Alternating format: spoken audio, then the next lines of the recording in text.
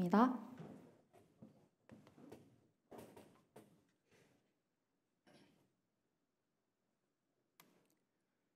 이 시간 하나님께서 우리에게 주신 말씀은 열왕기상 12장 25절에서 33절입니다. 말씀입니다. 제가 대표하여 봉독하도록 하겠습니다. 여로보암이 에브라임 산지에 세겜을 건축하고 거기서 살며 또 거기서 나가서 분우엘을 건축하고 그의 마음에 스스로 이르기를 나라가 이제 다윗의 집으로 돌아가리로다.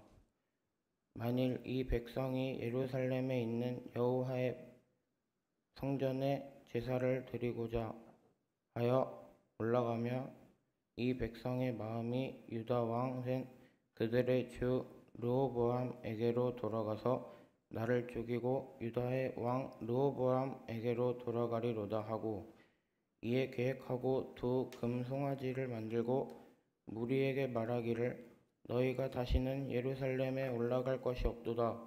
이스라엘아, 이는 너희를 애굽 땅에서 인도하여 올린 너희의 신들이라 하고 하나는 베델에 두고 하나는 단에 둔지라. 이 일이 죄가 되었으니 이는 백성들이 단까지 가서 그 하나에게 경배함이더라.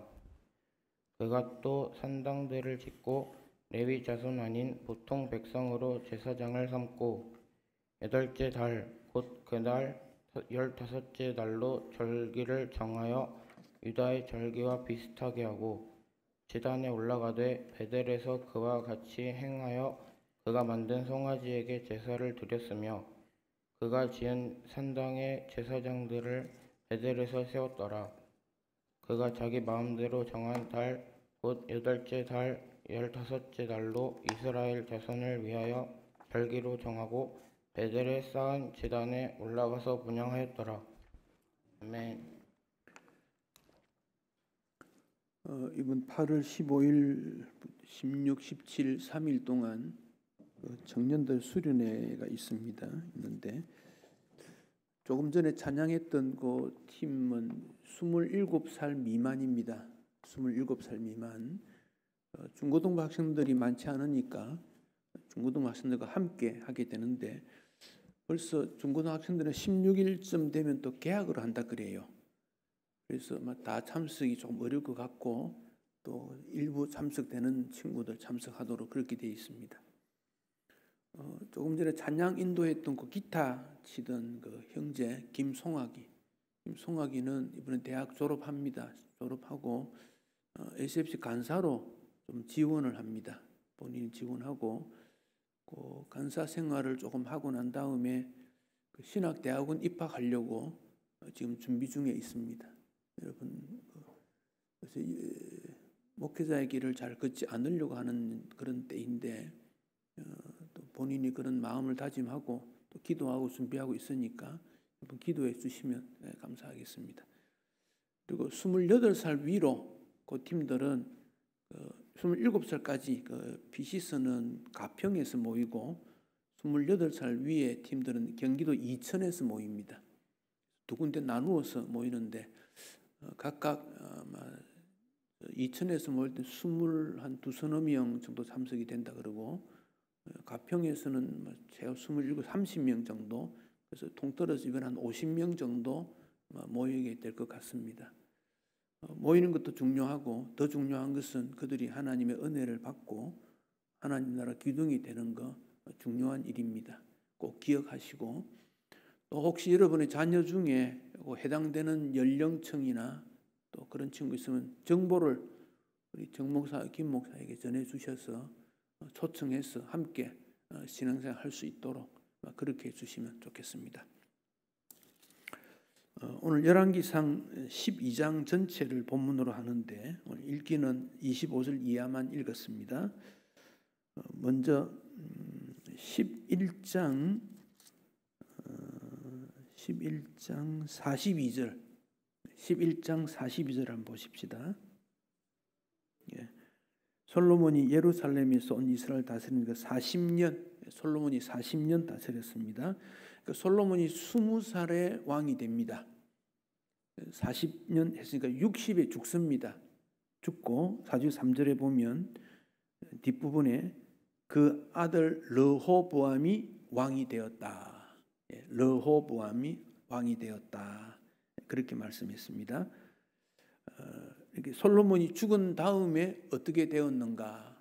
그게 이제 12장부터 나오게 됩니다. 12장 1절을 보겠습니다. 1절.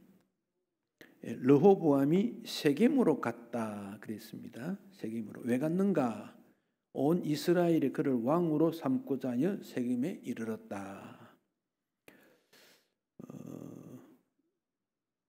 세겜이라는 곳은 우리 구약 성경에서 아주 중요한 지명 중 하나입니다. 세겜.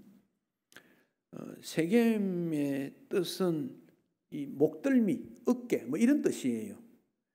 그러니까 그 예루살렘 옆쪽에 연결되는 지명이에요.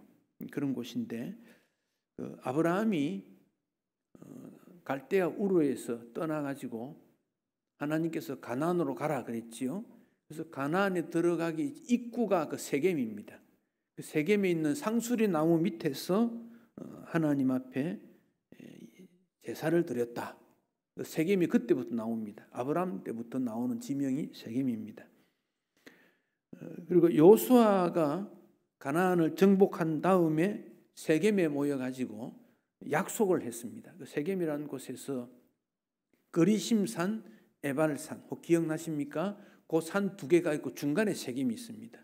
그래서 약속을 했던 곳이 세겜이고, 그다음에 요셉의 시체를 해골을 애굽에서 나올 때 가지고 나왔지요.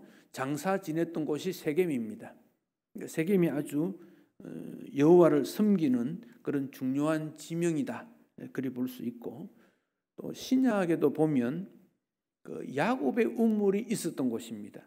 왜 야곱의 우물인지는 잘 모르겠으나 그 야곱의 가족들이 우물을 파면서 이름을 야곱의 우물이다 그렇게 정했던 것 같아요. 그 세겜이라는 곳이 상당히 중요한 그런 곳이다 하는 점을 알게 됩니다. 그곳에서 오늘 1절에 보면 온 이스라엘 모든 지파가 르호보암을 오라 그래요. 세겜으로 오라. 지금 르호보암 어디 있냐면 예루살렘에 있어요. 남쪽입니다. 예루살렘. 오라 그랬습니다. 그래서 가서 왕으로 삼으려고 했다. 이걸 보면 그 북쪽에 있는 사람들이, 북쪽이 지명이 땅이 기름지고 사람이 많이 삽니다. 이 르호보암을 왕으로 삼을 거냐 삼지 않을 거냐 그런 논쟁도 좀 했다고 생각됩니다. 한편 2절에 보면 12장 2절을 보십시다. 느바세 아들 여로보암이라는 사람이 등장되지요. 여로보암이 솔로몬으로부터 도망을 갔어요. 어디로 갔느냐? 애굽으로 갔습니다. 이집트로 가 있었는데 솔로몬이 죽었다. 그 말을 듣고 애굽에 있는데 3절에 보면 사람들이 여로보암을 불러다가 오라 그럽니다. 오라. 그래서 여로보암이 왔습니다. 그래서 두 사람이 등장됩니다. 르호보암과 여로보암. 이름이 비슷하지요. 둘 다 보암이에요. 보암. 뒤에 보암이 붙어 있어요. 르호보암, 여로보암. 이름이 혼돈되는데 참 외우기도 어려워요. 그러나 좀 기억해 두는 것이 좋습니다. 그리고는 이제 여로보암과 이스라엘의 지도자들이 르호보암에게 가서 부탁을 합니다. 그게 4절 이하입니다. 4절과 5절인데 어떤 내용이냐 하면 솔로몬이 건축을 많이 했어요.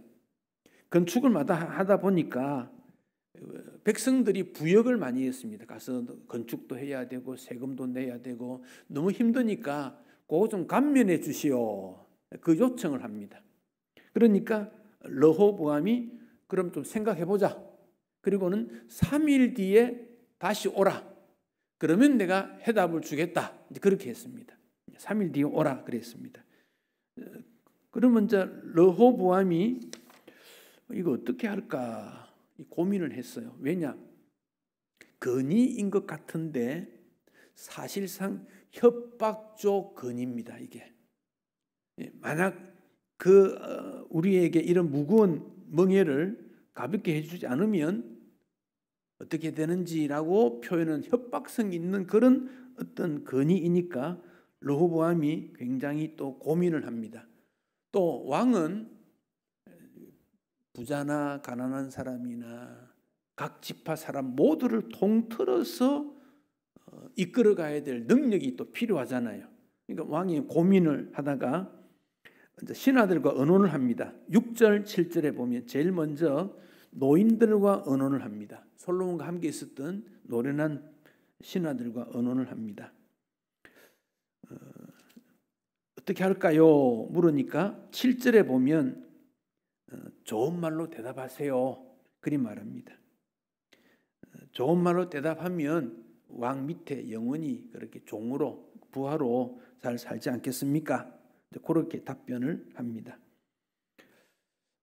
그런데 8절에 보면 르호보암 왕이 노인들의 자문을 버리고 젊은 사람들, 자기와 동료되는 젊은 사람들과 또 의논을 합니다.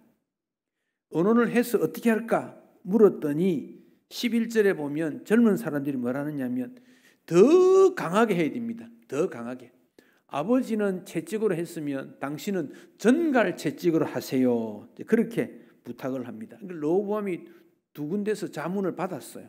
받았는데 이때 판단을 어떻게 해야 되느냐 하는 중요한 문제가 일어나게 된 것입니다. 자, 여기 조금 정리를 해보십시다. 먼저 인생 경험이 많은 분들이 조언했던 내용들을 한번 정리해 보십시다.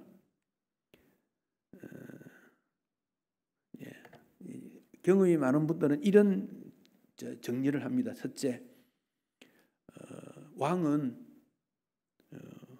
의무가 뭔지를 더 기억하십시오. 왕의 권리보다 의무를 먼저 생각하십시오. 왕은 섬김을 받기보다 섬기는 자가 되어야 됩니다. 왕은 백성들에게 무겁게 짐을 지는 것보다 나라의 평강을 도모해야 됩니다. 왕은 화합 정치가 되어야 됩니다. 왕은 미래에 희망을 주어야 됩니다. 이게 이제 노련한 분들이 주는 도움의 말입니다. 이 말은 우리 젊은 청년들에게도 한번 받아들일 필요가 있어요. 우리에게도 권리가 있다. 교회는 권리보다 의무, 성도로서의 의무를 어떻게 해야 될 것인가. 섬김을 받기보다는 먼저 섬기려고 하고. 여러분, 섬김이라는 것은 몸에 다 배어야 되거든요. 몸에 배어야. 가정집에서도 어머니 아빠 하는 것처럼 도와주는 그가 교회에서도 잘 도와요. 집에서 받기만 하면 밖에 나와서도 잘 돕지 못해요. 어릴 때부터 돕는 이런 것들을 몸에 배이는 게 좋아요. 평강을 추구하고 화합을 추구하고 미래를 추구하는 이런 일들이 필요합니다. 여러분, 어느 공동체든지 노련한 지도자가 꼭 필요합니다. 노련한 지도자, 경험 있는 지도자. 그래서 잘 모를 때는 찾아가서 의견을 묻는 게 좋습니다. 물론 요즘은 다양하게 정보를 얻는 그런 시대이지만은 그러나 이 경험이라는 것은 굉장히 중요합니다.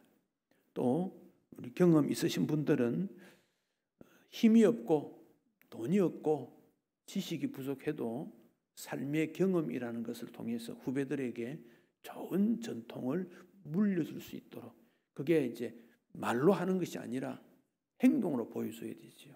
행동으로. 그 점을 우리가 기억해야 됩니다. 근데 12절 이하에 보면 르호보암이 젊은 일꾼들에 대해서 더 관심을 둡니다. 젊은 일꾼들의 특징, 오늘 본문에 있는 내용을 보면 아직 완전히 성숙하지를 못했어요. 조금 부족해요. 미성숙해요. 그리고 세상, 그리고 우리에게 기회가 있을 때 거기에 대해 관심을 두고 미래 멀리 내다보지 못하고 현실에 너무 집착하는 이런 모습들, 이게 참 안타깝습니다. 근데 이런 일이 인간 세계에 일어난 일이지요. 여러분, 열왕기서, 열왕기 상하, 열왕, 왕들을 나열한 기록, 여기에는 그 핵심이 사람에게 많이 두어요. 그래서 잘못한 이런 고발이 많이 나옵니다. 열왕기 상하는. 근데 역대기 상하는 내용이 비슷해요. 열왕기 상하나 역대기 상하. 역대기 상하는 관점이 어디 있느냐?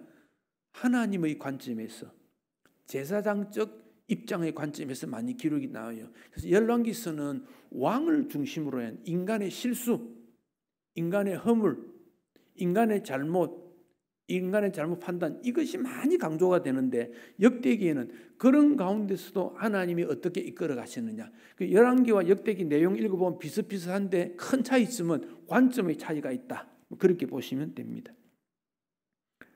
12절 이하에 보면 이제 약속한 3일이 되니까 여로보암이 백성들과 함께 르호보암에게 찾아왔습니다.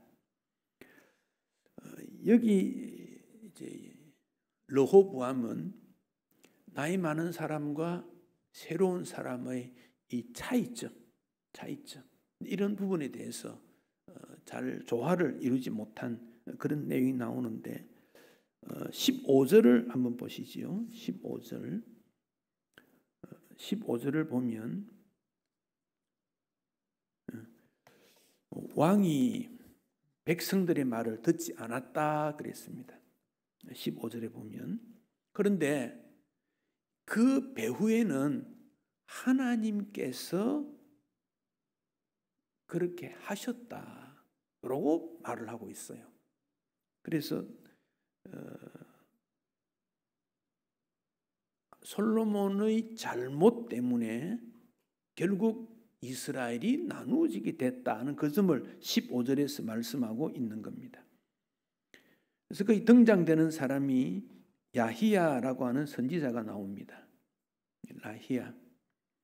야히야가 나와가지고 르호보암을 격동케 했다 하는 말씀이 나오고, 그 결과로 이제 북이스라엘이 나누어지는데, 결국 여기 뿌리는 어디부터 나오느냐 하면 사울과 다윗의 출발 때부터 나오는 거예요. 사울과 다윗. 사울 때부터 사울은 그 북쪽을 중심으로 해서 나라를 형성했고, 다윗은 남쪽을 중심으로 형성했는데 이 갈등이 조화를 이루지 못했어요. 여기 조금 안타까운 것은 솔로몬이 참 지혜로운 사람 아닙니까? 가장 지혜로운 사람인데, 그 솔로몬이 이때 남쪽과 북쪽을 어떻게 해서 조화를 이루는 그 역할을 솔로몬이 했더라면 얼마나 좋았을까. 그래서 솔로몬이 업적을 남기고 건축을 하고 연구를 하고 뭐 굉장한 일을 많이 했지요. 영토도 넓혔고 참 역대 어떤 왕보다 훌륭한 역할을 했는데, 그러나 솔로몬도 하지 못했던 것은 북이스라엘 북쪽에 있는 10지파, 남쪽에 있는 2지파, 이 사이의 갈등을 해결하지 못했다. 참 어려운 것 같아요, 이 부분이. 그래서 이런 부분을 정말 잘하는 그런 분이 필요하지 않겠는가. 누구가 그렇게 하겠습니까? 그 우리 예수님밖에 할 수 없어요. 하나님과 인간 사이에 이걸 회복하는 건 예수님밖에 없어요. 그래서 예수님의 마음이라는 것이 우리에게 얼마나 중요한가. 그래서 할 말, 하지 말아야 될 다 권리가 있지만은 내려놓고 화합을 위해서 무언가를 움직일 수 있는 누군가가 십자가를 져야 하는 그 점을 우리가 볼 수 있습니다. 결국 북쪽은 여로보암을 중심해서 나라를 세우게 되고, 남쪽은 르호보암을 중심해서 나라가 세워지게 됩니다. 이것은 이제 다윗 때에 세바라는 사람이 있었는데, 그 세바의 주장도 있습니다. 그게 북이스라엘 지역과 똑같습니다. 그러니까 그들에게는 세바라는 사람이 항상 다윗에게 대해서 불만족스러웠어요. 불만족스러운 것이 언젠가 터져버린 거지요. 그게 오늘 나타난 그런 결과다 볼 수 있습니다.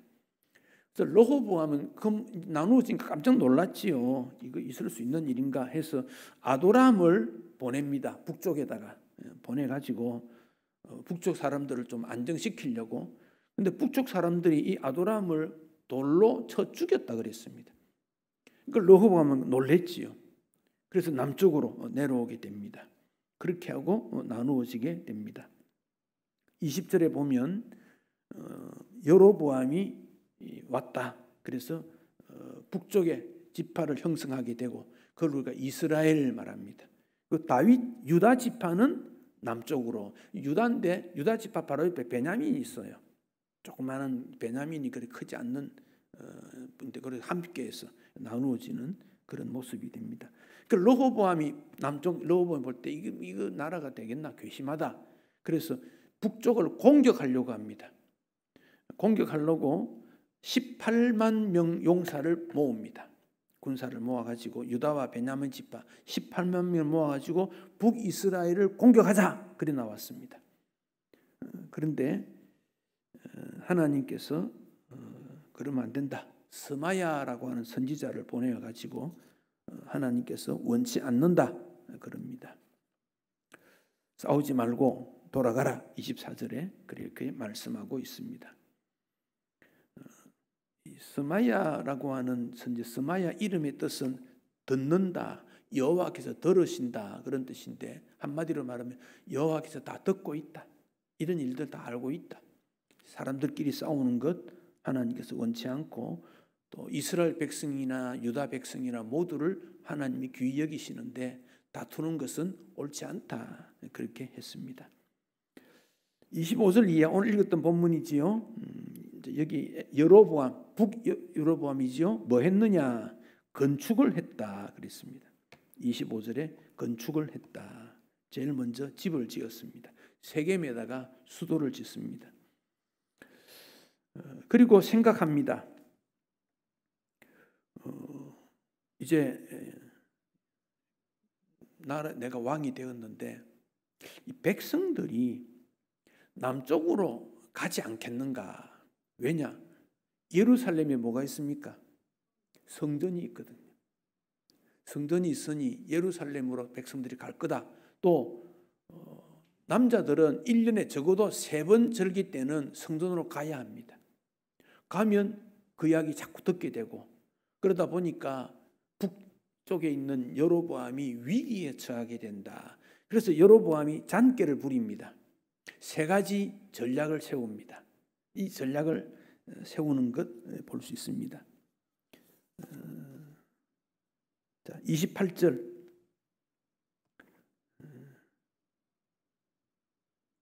28절에 보면 28절에 금송아지 둘을 만들어 가지고 하나는 어디 둡니까? 단, 또 하나는 베델. 28절 나옵니까? 성경에? 예, 금송아지 둘을 만들었습니다. 그래서 무리들에게 예루살렘 가지 마라. 가지 말고 이 금송아지가 너희들의 왕이다. 하나님이다. 애굽 땅에서 인도한 신이다. 베델의 단에, 베델은 북쪽 땅 중에서 제일 남쪽 지명이고 단은 제일 꼭대기 위입니다. 두 군데 딱 세워놨습니다. 그래서 거기 갈 거 없다. 예루살렘에 가지 마라. 그 내용이 첫 번째 내용입니다. 두 번째 내용은 31절에 보면 산당을 지었습니다. 산당이라는 것은 산 위에 집을 지었다. 뭐 그런 뜻인데 높은 곳, 뭐 그런 곳입니다. 거기에 집을 짓고 자, 31절을 보십시오. 레위 자손 아닌 보통 백성으로 제사장을 삼았다. 제사장은 어느 지파 사람입니까? 레위 지파.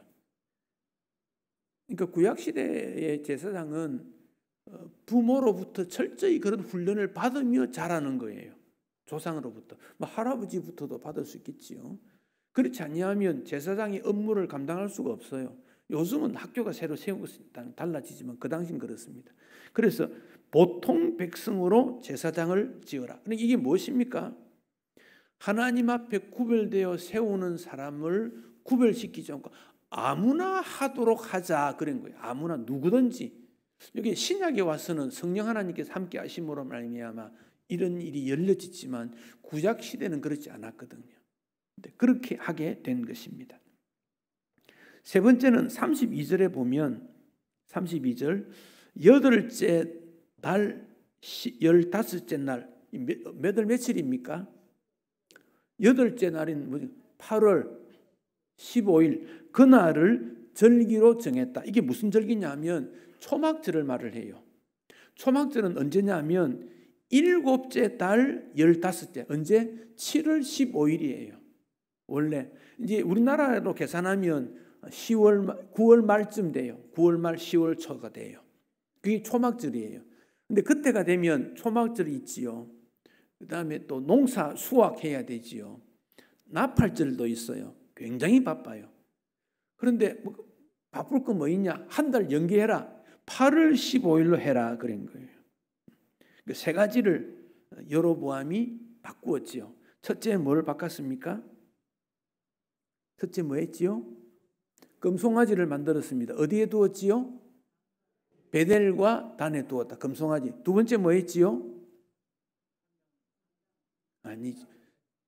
보통 사람들을 제사장으로 삼았다. 보통 사람. 세 번째는 절기의 변경. 요 세 가지. 요거 꼭 기억하세요. 요거 기억하세요. 왜냐하면 이걸 기억해야 열왕기상 하, 역대기 상하 뒤에 구약 성경을 이해할 수 있는 열쇠가 돼요. 그래서 이후에 나오는 여로보암의 길을 갔다라고 성경이 계속 반복되어 나오는데 그건 요 세 가지를 말을 하고 있어요. 자, 첫째는 뭐였지요? 금송아지를 세워서 어디에? 베델과 단에 세웠다. 자, 이게 무슨 문제입니까?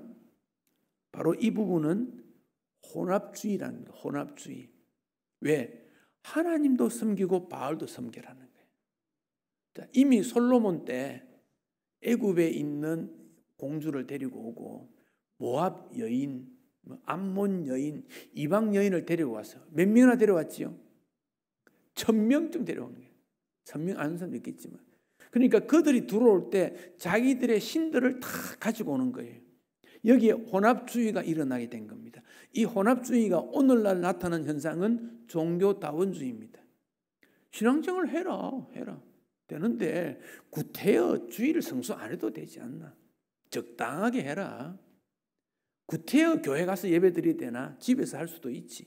내 교회만 교회가 저 교회도 교회인데 하나님도 섬기고 돈도 사랑해라. 다 혼합주의입니다. 이게 이때부터 시작된 겁니다. 자, 첫째 뭘 잘못했지요? 금송아지 만들어서 베델과 단에 세웠다. 두 번째 뭐 했지요? 일반 백성들을 제사장으로 세웠다. 준비되지 않은 사람이에요. 여러분, 교회 직분자는 준비된 사람을 세워야 되고 또 직분자가 되었으면 거기에 맞는 준비를 스스로 해야 돼요. 하지 않으면 본인도 손실이고 세웠던 그 신앙 공동체도 문제가 일어납니다. 세 번째는 뭐였지요? 절기의 변경. 왜 절기 바꾸었습니까? 편의주의입니다. 편의주의. 우리 편한 대로 하면 되지. 그렇게 바쁜데 할 거 뭐 있냐? 그런 거예요. 요 세 가지입니다. 그래서 이후에 나타나는 여로보암의 길을 갔다 한 거 요 세 가지를 말하고 있습니다. 자, 결론을 맺어 봅시다. 자, 솔로몬이 뭘 잘못했나요? 네 가지입니다. 첫째는 우상 숭배. 결혼이라는 게 좋지 않습니까? 근데 왜 솔로몬이 그랬지요? 우리의 힘으로는 나라를 지킬 수 없으니 주변 나라들과 사돈을 맺는다든지 인적 관계를 맺으면 나라가 든든해지지 않겠는가? 가장 강한 애굽 힘 좀 빌리고 암몬 힘 빌리고 모압 힘 빌리고 여기 빌리고 저기 빌리고 그래서 외교 정책을 잘하면 전쟁이 일어나지 않을 거다. 그렇게 해서 이방 여인들을 안으로 불러들였는데 그 결과로 나타난 것이 우상 숭배였다는 거지요. 여러분, 하나님의 보호하심이라는 걸 기억해야 되지 인간적인 방법으로 나라를 사랑하는 것 그거 안 된다는 거예요. 그래서 솔로몬의 우상 숭배, 잡신 숭배, 그래서 아스다롯, 밀곰, 그모스, 몰록, 입양신들이 많이 들어왔어요. 그러니까 이스라엘 백성들이 볼 때 그 좋다, 이것도 좋지 않나, 그렇게 된 것입니다. 두 번째는 솔로몬의 윤리적인 문제입니다. 아내가 1000명 되면 그 궁전에서 그 여인들끼리 어떻게 했겠습니까 도대체? 계속 시기와 질투, 왕의 마음을 빼앗기 위해서 전략을 수입했던 일들, 그 결과로 솔로몬은 윤리적으로 몰락하게 됩니다. 세 번째는 국방의 문제로 군비 확장을 합니다. 말을 많이 두지 마라 그랬지만 솔로몬은 왕 말을 많이 뒀습니다. 방패를 만들고 성을 쌓고 이런 엄청난 일을 하게 됩니다. 네 번째는 르호보암이, 솔로몬의 아들이지요. 르호보암이 나이 많은 사람들의 자문을 듣지 아니하고 젊은 사람들의 말을 들었다는 것입니다. 이것이 이스라엘이 분열하게 된 원인입니다. 자, 여러분, 인간의 지식이라는 것은, 진리라는 것은 오늘은 진리인데 세월이 지냈더니 진리가 아닌 게 인간 세상의 논리예요.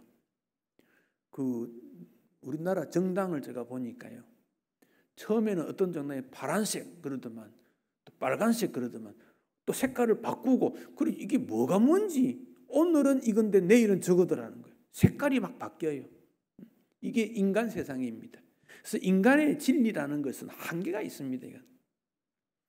여기에 대해서 우리는 하나님의 말씀이 핵심입니다. 하나님의 말씀. 하나님의 말씀이 좀 고루해요.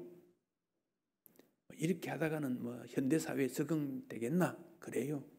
그런데 궁극적인 승리는 하나님 말씀에 있더라는 겁니다. 대학교 이제 공부하는 학생들이 이리 생각합니다. 대학 다닐 때는 뭘 공부하냐 중요하게 생각합니다. 졸업할 때 나는 무슨 공부를 했다 중요하게 생각합니다. 그래서 취업할 때 무슨 과 졸업 강조합니다. 무슨 대학 졸업 강조합니다. 그런데 한 10년, 20년 지나면요, 대학 나왔나? 이 정도 물어봅니다. 그러다가 또 한 20년 지나면요, 대학 나온 거 그거 뭐 중요하냐? 인간이 중요하지. 그리 됩니다. 그래서 죽을 때 되면 대학교 생각도 없어집니다. 이게. 그러니까 이게 젊을 때는 학벌이 중요하고 돈이 중요하고 권력이 중요하고 외모가 중요하고 내 지식이 중요하고 기억력이 중요하고 판단력이 중요하고 재능이 중요하고 그래요. 근데 그거 없어도 괜찮아요. 그거 없어도 하나님 앞에서의 믿음은 우리가 평생 좌우하게 되는 거다. 이번에 수련의 주제가 예배하는 잠 그랬잖아요. 매우 중요한 주제입니다. 어떻게 보면 예배가 우리 청년들한테 주제가 될 수 있나 이렇게 생각할 수 있는데, 이 예배는요 평생 갈 수 있는 주제가 됩니다. 내 평생을 좌우할 수 있는 좌우명이 됩니다. 그 점을 우리가 기억해야 됩니다. 왜 예배를 중요하게 여깁니까? 하나님의 은혜를 받는 방편이 세 가지가 있는데, 하나님 은혜 받는 방편, 첫째가 예배입니다. 두 번째가 기도입니다. 세 번째가 성찬입니다. 이 칼빈이 그렇게 말하고 있습니다. 칼빈이 이 세 가지가 은혜 받는 방편이다. 자, 그러면 하나님의 일꾼이 되는 데면 하나님의 일을 하는 사람은 은혜 받지 않고 하나님 일을 할 수 있다는 거예요. 그러면 직분자에게 요구되는 게 뭐냐면 예배와 기도와 성찬을 말하는 거예요. 예배와 기도와 성찬. 이거 아니면 하나님의 은혜를 받지 못하는데 어떻게 주님의 일을 하겠느냐는 거예요. 그래서 이걸 중요하게 여긴 이유가 거기 있습니다. 강조하는 이유가 여기 있습니다.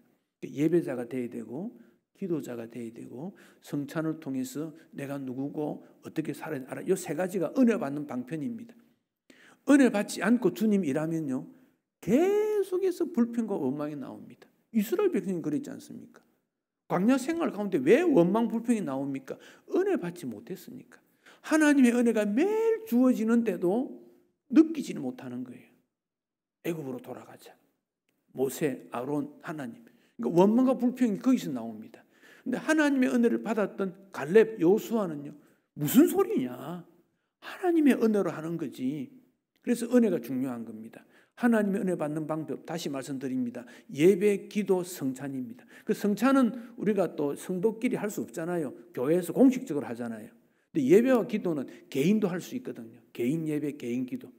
또 모여서 할 수 있잖아요. 그래서 이것을 통해서 은혜 받습니다. 그러니까 여로보암이 뭘 잘못했습니까? 하나님 앞에 예배 드리는데 우상 앞에 예배 드리는 방식을 취했다는 거예요. 하나님이 세운 제사장 제도를 무너뜨리고 일반 백성 아무나 하면 되지 뭐 아무나. 우리나라 역사에도 보면 고려 시대의 불교, 조선 시대의 유교 이런 게 있지 않습니까? 불교를 세우는데 정상적인 불교인이 아닌 사람이 중이 되면 망하는 거예요. 지금 한국의 기독교가 훈련받지 못한 목사가 올라가면 망합니다. 훈련받지 못한 사람. 그래서 훈련을 강조하는 겁니다. 예배 인도를 누가 하느냐는 거예요. 그래서 예배 인도를 예배 사회든 기도도 맡으면 하나님 앞에서라는 마음으로 일주일 동안 준비를 해야 돼요. 설교자 말할 것도 없고. 예배의 중요성입니다. 찬양대 마찬가지입니다. 예배에 동원되는 모든 사람들은 그런 긴장감을 가져야 됩니다. 그 예배입니다. 그럼 기도, 하나님과의 만남 아닙니까? 대표 기도자는 적어도 개인 기도는 90% 하고 그 다음에 10% 나옵니다. 그래야 철저히 준비해야 자기 기도 빼고 공중의 기도, 우리 교회의 기도, 하나님이 원하는 기도를 할 수 있습니다. 개인 기도를 하지 않고 기도자가 되면 자기 기도하게 돼요.